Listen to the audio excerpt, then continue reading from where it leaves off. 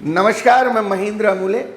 आज हम MPPSC prelims की इस यूट्यूब सीरीज़ के अंतर्गत जो नए टॉपिक्स पे कवर करने जा रहे हैं वो यूनिट 6 इकोनॉमी के अंतर्गत आने वाले हमारे पाठ्यक्रम के बिंदुओं में से होगा। अब तक हमने अर्थव्यवस्था क्या है इस पर चर्चा करी, अर्थव्यवस्था के प्रकार जिसमें हमने गिग इकोनॉमी, सर्कुलर इकोनॉमी और जो ब्लू इकोनॉमी, ग्रीन इकोनॉमी, इस प्रकार की चीज़ों पे हमने डिस्कशन किया। साथ में हमने वित्तीय संस्थाएं क्या है, फाइनेंशियल इंस्टीट्यूशंस क्या है, ये भी डिस्कशंस हमने अपने अब तक के जो पार्ट 2 के वीडियो में देखा। आज की कक्षा में हमारा जो डिस्कशन पॉइंट है वो रिजर्व बैंक ऑफ इंडिया और मॉनेटरी पॉलिसी, जो मॉनेटरी पॉलिसी कमेटी है उसके अकॉर्डिंग डिस्कशन हम रखेंगे, जहाँ पर हम आरबीआई की पूरी वर्किंग प्रोसेस को समझेंगे। इसके अलावा security exchange board of India, Bombay stock exchange, national stock exchange, इस पर भी कुछ डिस्कशन होगा। साथ ही विदेशी व्यापार, आयात निर्यात। इसके अलावा एक आपके टॉपिक है NBFC, non banking financial corporation, इस पर भी हम डिस्कशन करेंगे। शुरुआत हम करते हैं आज के नए टॉपिक मॉनेटरी पॉलिसी कमेटी से। बेसिकली मॉनेटरी पॉलिसी कमेटी पढ़ते हुए हम देखेंगे कि इसमें रिजर्व बैंक ऑफ इंडिया का टॉपिक अपने आप कवर हो जाएगा। तो सबसे महत्वपूर्ण बात यह है कि जो बैंकिंग तंत्र चल रहा है और वर्तमान में जो हम कैशलेस इकोनॉमी की तरफ जा रहे हैं, इस सिनेरियो में एमपीपीएससी किस तरीके के प्रश्न प्रारंभिक परीक्षा में पूछ सकती है, ये देखना पड़ेगा।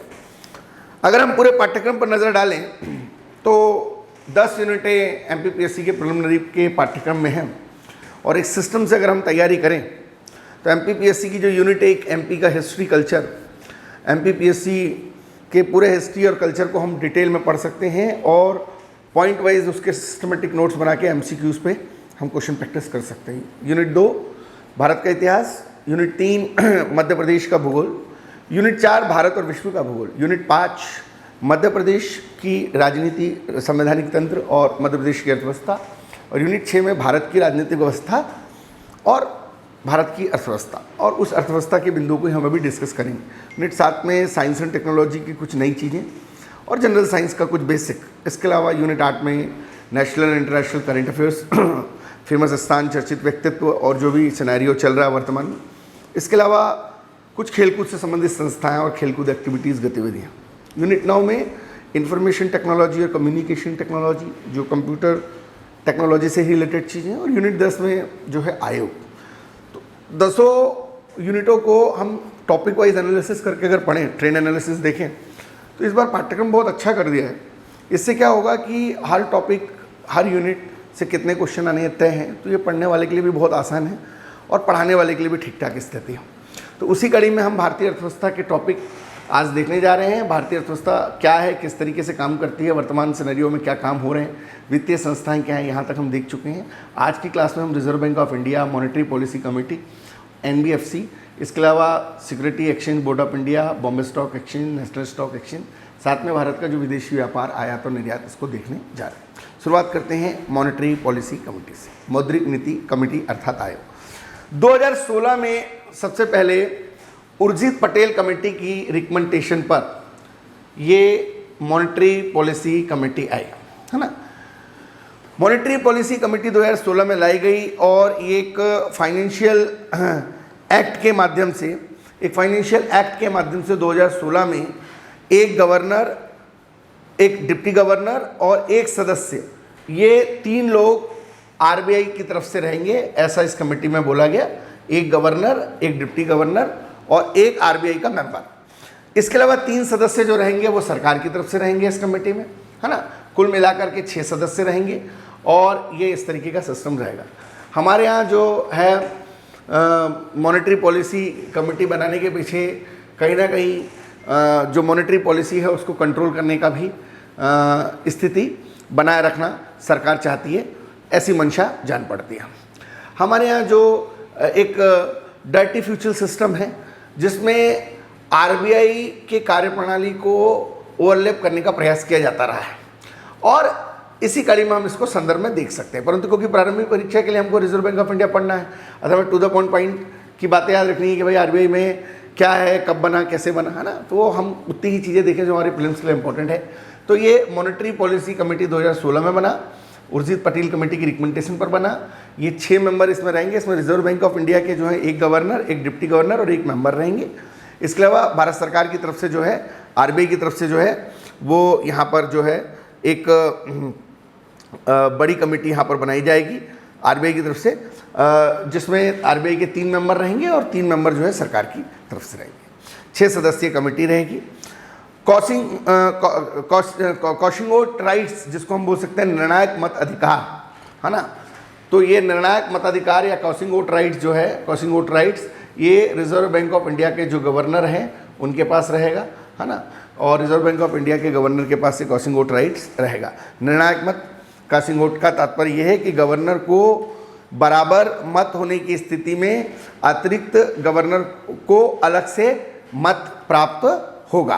कहने का मतलब ये है कि कॉशिंगोट का मतलब ये है कि गवर्नर को बराबर मत होने की स्थिति में अतिरिक्त गवर्नर को, एक गवर्नर को अतिरिक्त मत देने का अधिकार होगा। मतलब 3 लोग ये हो गए, 3 लोग ये हो गए, तो भाई 6 लोग हैं, बात अगर टाई अप हो गई, सरकार कुछ चाह रही है, आरबीआई के 3 सदस्य कुछ चाह रहे हैं, तो ऐसी स्थिति में रिजर्व बैंक ऑफ इंडिया के गवर्नर साहब को जो है वो कॉशिंग वोटिंग का राइट प्राप्त होगा।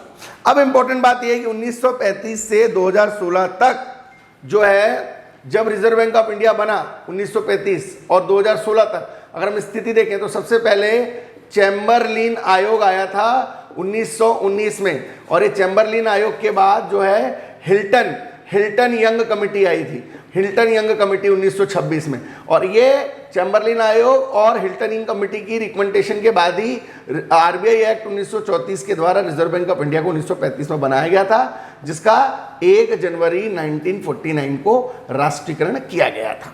तो मैं ये आपको इसलिए बता रहा हूँ कि रिजर्व बैंक ऑफ इंडिया आपके पाठ्यक्रम में आपको पता होना चाहिए रिजर्व बैंक ऑफ इंडिया कब बना। 1 अप्रैल 1935 को बना। रिजर्व बैंक ऑफ इंडिया का रिकमेंडेशन किसने किया था? सबसे पहले चैम्बरलिन आयोग ने किया था 1919 में, आज से 100 साल पहले।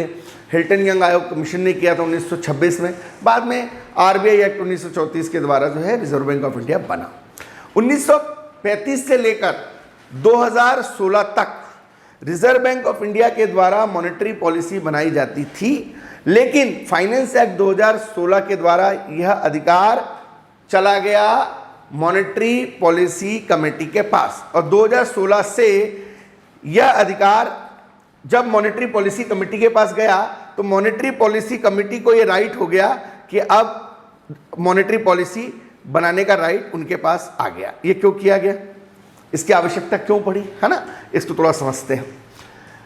जो इकोनॉमी है, अर्थव्यवस्था है, अर्थव्यवस्था में 2 चीजें होती है साहब। एक होती है नीड के कॉन्सेप्ट पे अर्थव्यवस्था काम करती है, नीड के कॉन्सेप्ट पे अर्थव्यवस्था काम करती है, और एक काम करती है डिमांड और सप्लाई के कॉन्सेप्ट पे अर्थव्यवस्था काम करती है। तो आवश्यकता के आधार पर भारत सरकार को राइट है कि वो फिजिकल पॉलिसी बनाए, लोगों की ध्यान में रख के, आवश्यकताओं को ध्यान में रख के फिजिकल पॉलिसी बनाए, ये राइट है। और फिजिकल पॉलिसी बनाने का जो अधिकार है वो सरकार को है, राजकोषीय नीति बनाने का अधिकार। उसी तरीके से मॉनेटरी पॉलिसी बनाने का अधिकार जो है वो अभी तक के रिजर्व बैंक ऑफ इंडिया को था। तो ये जो मॉनेटरी पॉलिसी है, मॉनेटरी पॉलिसी जो है, ये मॉनेटरी पॉलिसी बनाने का जो अधिकार है वो अभी तक रिजर्व बैंक ऑफ इंडिया को था 2016 तक। 2016 के बाद ये मॉनेटरी पॉलिसी कमेटी के पास चला गया, जिसमें 3 member reserve bank of India के, एक डिप्टी गवर्नर, एक गवर्नर, एक सदस्य, और 3 नॉमिनेटेड मेंबर जो हैं वो सरकार के द्वारा होंगे, उनको रख दिया गया, है ना। उद्देश्य सीधा ये था कि साहब आप जो है यहाँ पर कमज़ोर वंचित तबके के लोगों को जो है ध्यान में रख करके, आप कमज़ोर वंचित तबके के लोगों को ध्यान में रख करके, कमज़ोर वंचित तबके के लोगों को, वुमेन्स, SC/ST ट्राइबल्स को ध्यान में रख के फिजिकल पॉलिसी बनाएंगे। परंतु आपको देश में रोज़गार भी डेवलप करना है, देश में स्वरोजगार की स्थितियां भी पैदा करनी है, और ये तमाम चीज़ों को करके बैलेंस भी करना है। तो इसलिए रिजर्व बैंक ऑफ इंडिया को मॉनेटरी पॉलिसी बनाने का राइट दिया गया। कुल मिलाकर के मकसद साफ है, वेलफेयर स्टेट, का निर्माण करना, वेलफेयर स्टेट को लेके चलना, और इसी कड़ी में ये सारी चीज़ें की गई। अब इम्पोर्टेंट बात ये है कि मॉनेटरी पॉलिसी के प्रकार क्या होते हैं या किस प्रकार की मॉनेटरी पॉलिसी होती है ना, क्योंकि हम रिजर्व बैंक ऑफ इंडिया पढ़ रहे हैं तो हमारी जिम्मेदारी है कि हम मॉनेटरी पॉलिसी को भी पढ़ें। तो मॉनेटरी पॉलिसी के दो प्रकार हैं भाई। पहला है expansionary monetary policy, expansionary monetary policy, expansionary monetary policy, जो एक्सपेंशन वाली मॉनेटरी पॉलिसी है, विस्तार वाली मौद्रिक नीति। और सेकेंड जो है वो है कंस्ट्रक्शनरी, संकुचनकारी, कंस्ट्रक्शनरी मॉनेटरी पॉलिसी, संकुचन वाली। मतलब एक हो गई आपके विस्तार वाली, है ना, एक्सपेंशन वाली, और एक हो गई आपके संकुचन वाली, या इसको आप कह सकते हैं इसको कह सकते हैं कॉन्स्ट्रक्शनरी मॉनेटरी पॉलिसी, है ना। तो ये एक हो गई एक्सपेंशन और एक हो गई कॉन्स्ट्रक्शनरी मॉनेटरी पॉलिसी। तो दो प्रकार की मॉनेटरी पॉलिसी है, दोनों को देखते हैं हम क्या है दोनों में। जो एक्सपेंशन वाली, विस्तार वाली मौद्रिक नीति है, उसके अंतर्गत यह है वह नीति जो ब्याज दरों को कम करने पर आधारित होती है, और इसमें जब ब्याज दर या इंटरेस्ट रेट आरबीआई के द्वारा कम किए जाते हैं तो जितने भी प्रकार के लोन हैं वो सारे के सारे लोन क्या हो जाते हैं, सस्ते हो जाते हैं। इसे विस्तारवादी मॉनेटरी पॉलिसी कहते हैं, क्योंकि इंटरेस्ट रेट कम हो जाती है तो रेपो रेट कम हो जाती है, तो उससे फिर कैश रिजर्व रेशियो कम हो जाता है, एसएलआर कम हो जाता है, बैंक रेट कम हो जाती है, एमएसएफ कम हो जाती है, तो इससे लोन सस्ता हो जाता है। इसलिए इसे सस्ती मुद्रा नीति भी कहते हैं। मैं अभी सारी चीज़ों को आपको बताऊंगा कि जो टर्मोलॉजी मैंने यहाँ यूज़ करी, केस रिजर्व रेशियो क्या होता है, स्टैट्यूटरी लिक्विड रेशियो क्या होता है, रेपो रेट क्या होता है, रिवर्स रेपो रेट क्या होता है, इंटरेस्ट रेट क्या होता है, बैंक रेट क्या होता है, ये सारी चीज़ें कम हो जाती है, जिससे कि ये सस्ती, इसको आप कह सकते हैं चीप मॉनेटरी पॉलिसी भी इसको कहा जाता है। दूसरी जो है वो है कॉन्ट्रैक्शनरी मॉनेटरी पॉलिसी, जिसमें ब्याज दरों को बढ़ाया जाता है, और जब ब्याज दर बढ़ाया जाता है तो जस्ट उल्टा होता है। यहाँ पर इंटरेस्ट रेट बढ़ती है तो फिर जो है लोन जो है वो महंगा हो जाता है।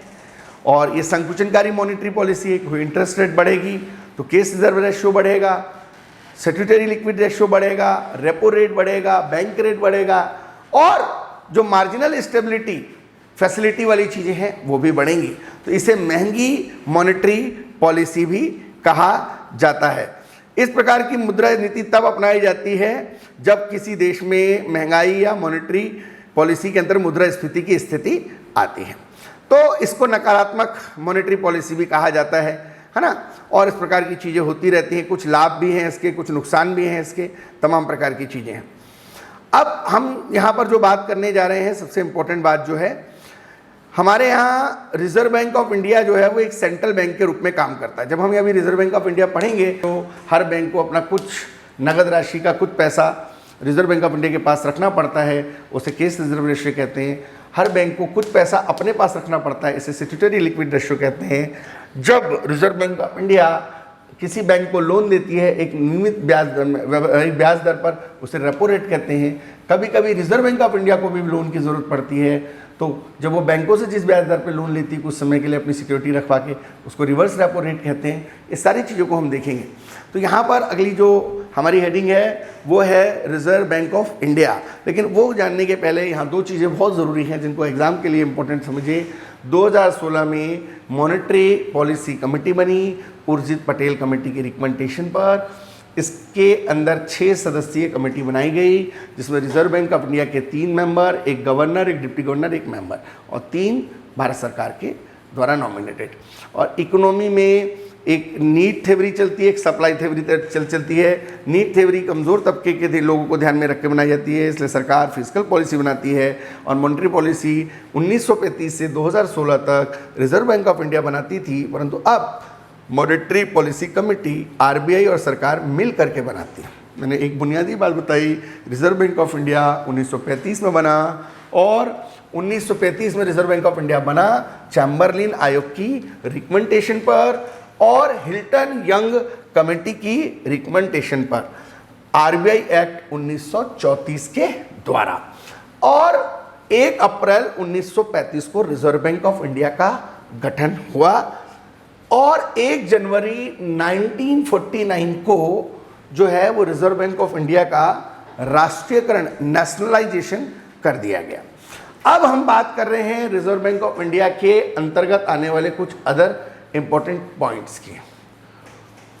तो रिजर्व बैंक ऑफ इंडिया बिल्कुल ऐसा है कि हर देश में उस देश का एक केंद्रीय बैंक होता है जो अर्थव्यवस्था में मौद्रिक नीतियों को, मॉनेटरी पॉलिसियों को कंट्रोल करने का काम करता है और उस देश का वो केंद्रीय बैंक कहलाता है। भारत का जो केंद्रीय बैंक है, भारत का जो सेंट्रल बैंक है, भारत का केंद्रीय बैंक जो है वो सेंट्रल बैंक जो है वो रिजर्व बैंक ऑफ इंडिया है। मैंने अभी आपको बताया कि ये चैम्बरलिन आयोग की रिकमेंडेशन पर 1919 में पहली बार प्रस्ताव आया और हिल्टन यंग कमेटी की रिकमेंडेशन पर 1926 में पहली बार इस पर चर्चा हुई और 1 अप्रैल 1935 को रिजर्व बैंक ऑफ इंडिया बना और 1 जनवरी 1949 को रिजर्व बैंक ऑफ इंडिया का राष्ट्रीयकरण हुआ। यहीं से क्वेश्चन आ जाएगा, रिजर्व बैंक ऑफ इंडिया का राष्ट्रीयकरण कब हुआ?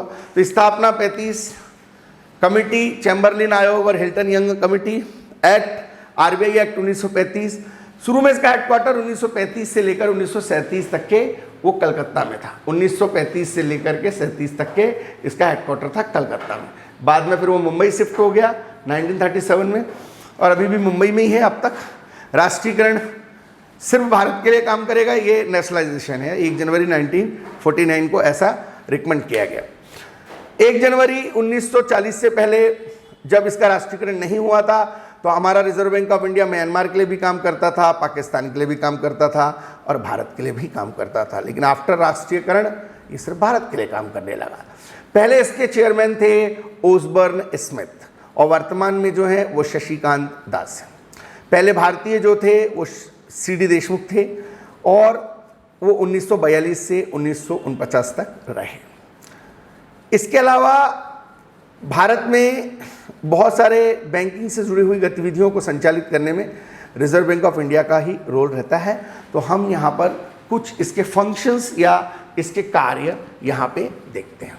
कौन कौन से इसके फंक्शंस हैं, कौन कौन से कार्य। मैं बार बार कह रहा हूँ, अगर आपने एमपीपीएससी की प्रिलिमिनरी एग्ज़ाम निकालनी है तो जो भी सिलेबस में हेडिंग है, अगर आरबीआई हेडिंग है, अगर अर्थव्यवस्था हेडिंग है, अगर वित्तीय संस्था हेडिंग है ना, अगर एनबीएफसी हेडिंग है, ठीक है, अगर यहाँ पर पॉइंट विदेशी व्यापार दिया है ना, विदेशी व्यापार में आयात और एक्सपोर्ट और इंपोर्ट दिया है ना, ये सेबी दिया हुआ है, बॉम्बे स्टॉक एक्सचेंज दिया हुआ है, नेशनल स्टॉक एक्सचेंज दिया हुआ है।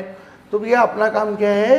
अपना काम ये है जो भी हेडिंग दी है उसको आप पढ़ो, मन लगा के समझो, उस पर्टिकुलर टॉपिक पे एक सोच विकसित करो, उस पर्टिकुलर टॉपिक पे एक समझ विकसित करो और सोच और समझ विकसित करने के बाद एमसीक्यू लगाओ, प्रश्न अभ्यास करो, कितने प्रकार के प्रश्न बन सकते हैं। अगर आप ये कर गए तो निश्चित तौर पे आपका एग्जाम निकल जाएगा। बैंकिंग गतिविधियों के अगर कार्य देखें, फंक्शन देखें तो भैया कुछ बैंकिंग के काम होते हैं और कुछ विकास के भी काम करता है आरबीआई। तो कौन कौन से बैंकिंग के काम करता है आरबीआई और कौन कौन से डेवलपमेंट के काम करता है उसको थोड़ा समझ लेंगे। डेवलपमेंट के काम देखने के पहले बैंकिंग के काम करता है कौन है? नोट को जारी करता है, जितने सिक्के हैं उनकी ढलाई कराता है, सरकार के बैंकर के रूप में काम करता है, बैंकों के बैंकर के रूप में काम करता है, मुद्रा और साख की मात्रा एवं उसकी दिशा पर नियंत्रण करता है, विदेशी विनिमय भंडार फॉरेन एक्सचेंज जो रिजर्व है उस पर कंट्रोल करता है और मुद्रा और वित्त से संबंधित जितने भी आंकड़े हैं उनका संकलन करता है, उनका प्रकाशन करवाता है, ये सारे काम करता है। जबकि डेवलपमेंट के काम में अगर देखें तो कृषि के लिए फाइनेंस की व्यवस्था कराता है नाबार्ड के माध्यम से, किसान क्रेडिट कार्ड के माध्यम से, जितने भी कृषि से संबंधित गतिविधियां हैं उनके लिए वित्त उपलब्ध कराने का काम नाबार्ड करती है। और नाबार्ड 12 जुलाई 1982 को शिवरामन कमेटी की रिकमेंडेशन पर बना और नाबार्ड का काम ही है ग्रामीण भारत को खुशहाल करने के लिए। और नाबार्ड के अंतर्गत एक संस्था आती है रूरल इंफ्रास्ट्रक्चर डेवलपमेंट फंड जो 1995 में बनी और रूरल इंफ्रास्ट्रक्चर डेवलपमेंट फंड जो है वो नाबार्ड का जितना भी पैसा है उसको ग्रामीण क्षेत्रों में लाने का काम करता है। जो प्रधानमंत्री आदर्श ग्राम योजना चल रही है वो कहीं ना कहीं नाबार्ड के माध्यम से ही नोडल एजेंसी के तौर पर संचालित की जा रही है।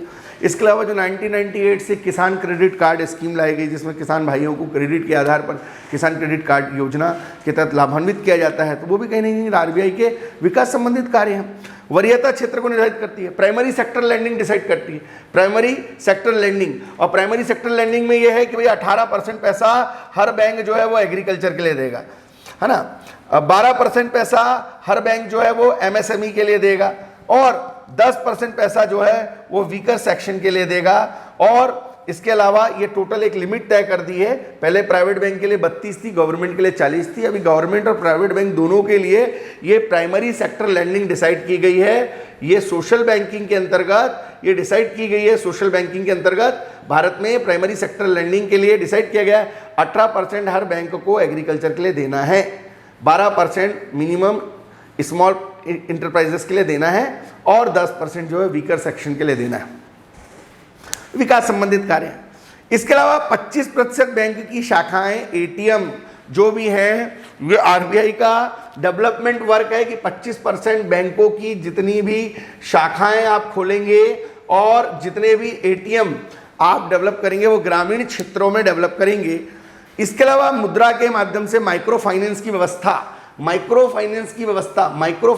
व्यवस्था कराएंगे ताकि अधिक ब्याज दर पर कोई किसी को लूटने की कोशिश ना करे, और सूक्ष्म वित्त की व्यवस्था कराई जाएगी। इसके लिए मालेगांव कमेटी भी बनाई थी सरकार ने कि भाई मिनिमम एक डिसाइड रहना चाहिए कि सरकार का कंट्रोल रहना चाहिए कि कोई अधिक ब्याज तो किसी से नहीं वसूल कर रहा है।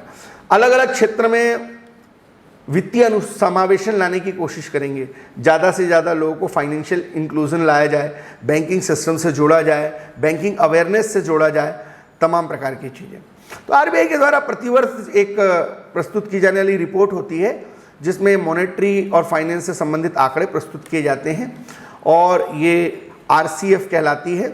और इस रिपोर्ट के अंदर तमाम प्रकार की रिजर्व बैंक ऑफ इंडिया के जो फाइनेंशियल डाटा होते हैं, मॉनेटरी डाटाज होते हैं, और आरबीआई इसको हर साल प्रकाशित करती है।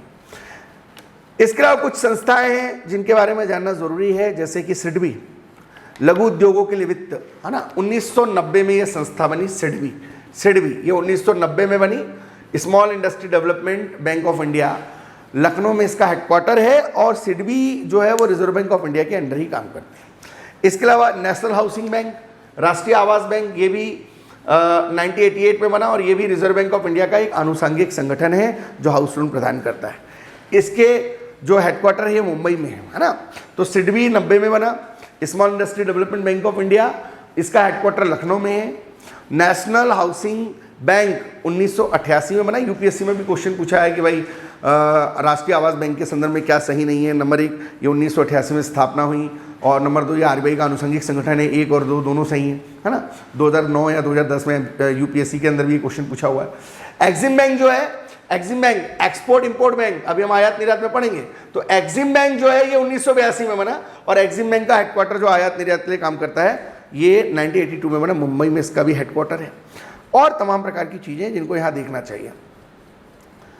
ये कुल मिलाकर के आरबीआई के कुछ काम हैं। इसके अलावा आरबीआई और भी कुछ चीज़ें करता है, हम उनको भी देखते हैं। आरबीआई का काम है यूनिवर्सल बैंकिंग की व्यवस्था करवाना। अब ये यूनिवर्सल बैंकिंग क्या है ये देखना पड़ेगा, है ना। आरबीआई के बैंकिंग और डेवलपमेंट के काम चल रहे हैं, तो यूनिवर्सल बैंकिंग की सुविधा प्रदान कराना। जैसे भारत में एसबीआई है, एक्सिस है ना, एसबीआई, एक्सिस, है ना, आईसीआईसीआई, है ना, और आपका एचडीएफसी, है ना। ये कुछ ऐसे बैंक है जिनके अंदर यूनिवर्सल बैंकिंग की अनुमति दी गई है। तो यूनिवर्सल बैंकिंग होती क्या है? जब बैंक सभी शाखाओं से सभी प्रकार के बैंकिंग फाइनेंशियल प्रोडक्ट उपलब्ध कराए जाते हैं, जब बैंक की सभी शाखाओं से सभी प्रकार के बैंकिंग और फाइनेंशियली प्रोडक्ट उपलब्ध कराए जाते हैं तो उसे यूनिवर्सल बैंकिंग कहा जाता है। अर्थात हर शाखा से हर प्रकार की बैंकिंग सुविधा उपलब्ध हो, हर शाखा से हर प्रकार की बैंकिंग सुविधा उपलब्ध हो, उसको यूनिवर्सल बैंकिंग कहते हैं। भारत का पहला यूनिवर्सल बैंक हमेशा याद रखिएगा आईसीआईसीआई है, और खान कमेटी के रिकमेंडेशन पर पहली बार यूनिवर्सल बैंकिंग का कॉन्सेप्ट आया। मेरी क्लासों में मेरा जो मेन मोटिव रहता है वो ये रहता है कि हम ये टॉपिक पढ़ रहे हैं साहब, ये टॉपिक पूरा कंप्लीट होना चाहिए, आपको समझ में आना चाहिए। इसमें 2-3 पॉइंट और रह गए हैं। अगला जो पॉइंट है वो है इस्लामिक बैंकिंग। आनंद सिन्हा कमेटी की रिकमेंडेशन पर आया इस्लामिक बैंकिंग का कॉन्सेप्ट। जब बैंकों का संचालन ब्याज के आधार पर नहीं किया जाता है, क्योंकि इस्लाम धर्म में ब्याज को जो है हाथोबा माना जाता है, तो उन्होंने इस्लामिक बैंक का कॉन्सेप्ट लिया है। तो जब बैंकों का संचालन ब्याज के आधार पर नहीं किया जाता है, अन्य आधारों पर किया जाता है, तो उसको जो है इस्लामिक बैंक कहा जाता है। और भारत में आनंद सिन्हा कमेटी की रिकमेंडेशन पर जो है पहली बार ये कॉन्सेप्ट आया। अगला पॉइंट है कोर बैंकिंग। कोर बैंकिंग का मतलब है digital banking, virtual banking, mobile banking, इस प्रकार की सुविधाएं उपलब्ध कराना लोगों को, और ये कोर बैंकिंग के अंतर्गत आता है। और आजकल मैक्सिमम बैंक जो है कोर बैंकिंग को अपना चुके हैं। साथ में ग्राहकों के अनुकूल बैंकिंग सेवाएं देने के लिए ग्राहक सुविधाओं को बेहतर बनाना, इसके अलावा विदेशी निवेश के लिए, फाइनेंशियल इन्वेस्टमेंट के लिए भी एक वित्तीय उपकरण के तौर पे आरबीआई काम करता है। आरबीआई के माध्यम से फाइनेंशियल डेवलपमेंट या फाइनेंशियल प्रोसेसिंग भी यहाँ पर होती है। तो ये तमाम प्रकार की चीज़ें हैं जिनको हमें जानना ज़रूरी था, और रिजर्व बैंक ऑफ इंडिया में ये चीज़ें आपको दिमाग में रखनी है। इसके अलावा कुछ एक दो डाटा हैं, उनको आप थोड़ा सा देख लें कि सबसे पहले इम्पोर्टेंट ये है, रिजर्व बैंक ऑफ इंडिया कुछ कंट्रोल करने की कोशिश करता है अपने कुछ मॉनेटरी पॉलिसी को। तो सबसे पहले CRR, case reserve ratio, statutory liquid ratio, repo rate, reverse repo rate, और आप इसको बोल सकते हैं बैंक रेट या मार्जिनल स्टेबिलिटी फंड रेट, जो भी आप बोलना चाहें। केस रिजर्व रेशो क्या है भाई, तो इसको समझें। हर बार एक चीज होती है NDTL, net deposit time liability. इसमें करेंट अकाउंट और सेविंग अकाउंट का आपका पैसा, मान लीजिए आपने 300 रुपये जमा किए, 100 रुपये निकाल लिए, फिर आपने 100 रुपये जमा किए, और फिर उसके बाद ये 200 गए 300, आपके पास 300 रुपये। तो ये जो आपका NDTL अकाउंट है 300 रुपये, आपने करेंट अकाउंट सेविंग अकाउंट में कुछ पैसा लगा, नेट डिपॉजिट में आपका करेंट अकाउंट और सेविंग अकाउंट आता है, टाइम लायबिलिटी में आपके लिए फिक्स पैसा आता है। आप मान के चलिए ATM गए, 300 रुपये थे आपके पास, 100 रुपये निकालिए, आपने 100 रुपये पर जमा कर दिए। तो ये जो NDTL अकाउंट है 300 रुपये, ये हमेशा केस रिजर्व रेशो NDTL का ही के ऊपर लगता है। तो हर बैंक को अपने NDTL का, अपने नगद का कुछ पैसा RBI के पास जमा करना पड़ता है।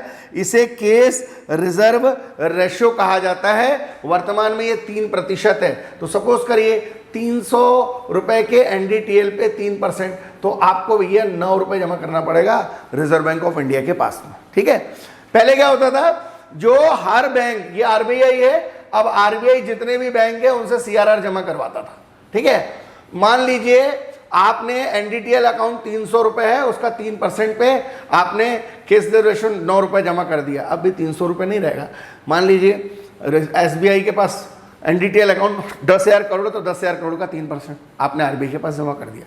पहले क्या होता था, इस CRR पर ब्याज मिलता था। ठीक है, लेकिन 2016 के बाद ये जो ब्याज मिलता था, इसको फ्यो रेट मिलते थे, CRR पे मिलने वाला ब्याज, तो ये फ्यो रेट मिलना 2016 के बाद बंद हो गया। जो मॉनेटरी पॉलिसी कमेटी है उसने डिसाइड कर दिया, वही 6 लोगों की कमेटी, 3 RBI वाले और 3 सरकार वाले, कि भैया पहले CRR जो जमा करना पड़ता था उसके जमा राशि पर जो ब्याज दिया जाता था वो 1 अप्रैल 2016 के बाद अब नहीं दिया जाएगा।